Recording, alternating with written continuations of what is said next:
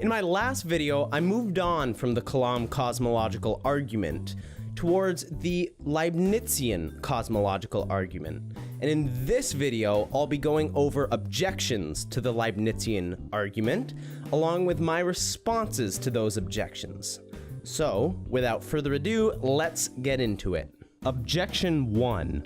The first premise, that everything that exists has an explanation of its existence, is false.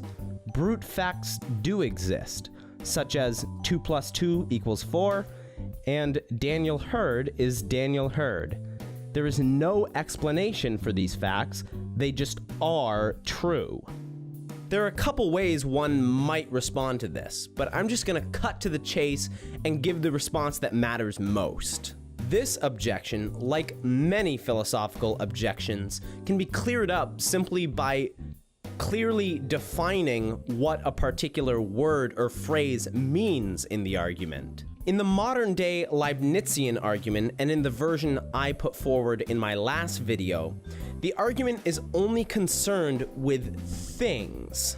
To put it in technical terms, a thing, as defined in the argument, refers to a property-bearing substance.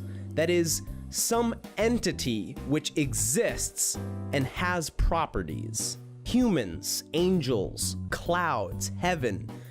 These all fall under the category of things as defined by the argument. Statements like 2 + 2 = 4 and Daniel Hurd is Daniel Hurd aren't things, they're facts. And the argument is totally fine with accepting the idea that there could be brute facts about the world. What the argument rejects is that there could be some existing thing, some substance that bears properties that has absolutely no explanation of why it exists. Objection 2. If everything that exists has an explanation, and God exists, then God would need an explanation. But then, the explanation for God would need an explanation for its existence, and so on to infinity, which is absurd.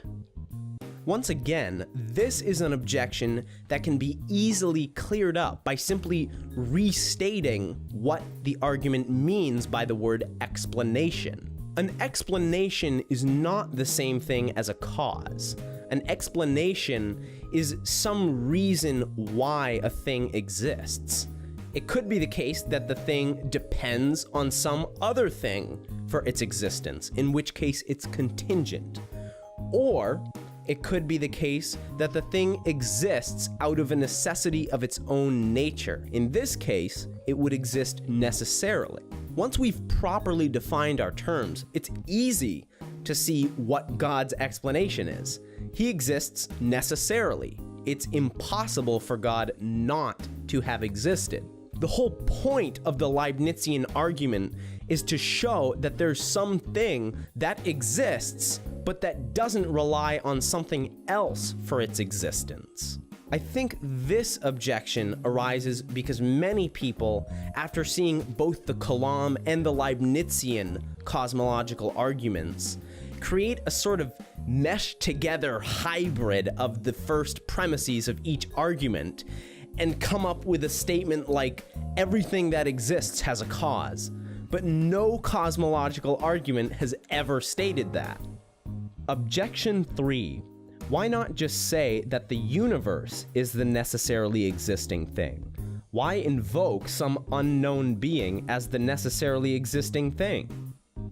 The problem with this objection is that the claim that the universe exists necessarily is so utterly contrary to our experience and intuition about the universe. Certainly, the planet Venus doesn't exist necessarily. It could have failed to exist.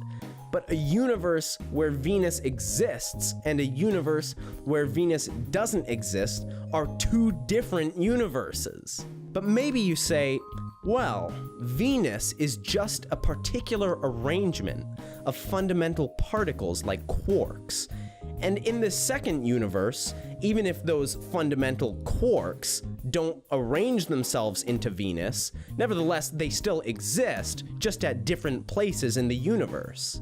But even that isn't convincing. What is so special about the particular quarks that exist in the universe?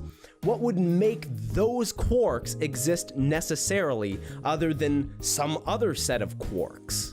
To think this seems completely arbitrary, and maybe even a little ad hoc. This seems like a position that no one would actually embrace, except for the sole purpose of rejecting the Leibnizian argument. So, that is it for this video. I hope to have shown that these objections to the Leibnizian argument aren't really that good when examined closely.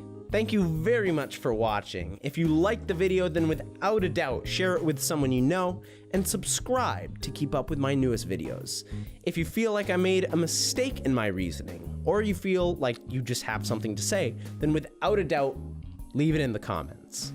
In my next video on arguments for and against the existence of God, I'll be going over some secondary arguments, some post-argument arguments for why the cause of the universe has to be personal, and I'll also give my response, what I think about these arguments. So, stay tuned for that video, and I'll see you then.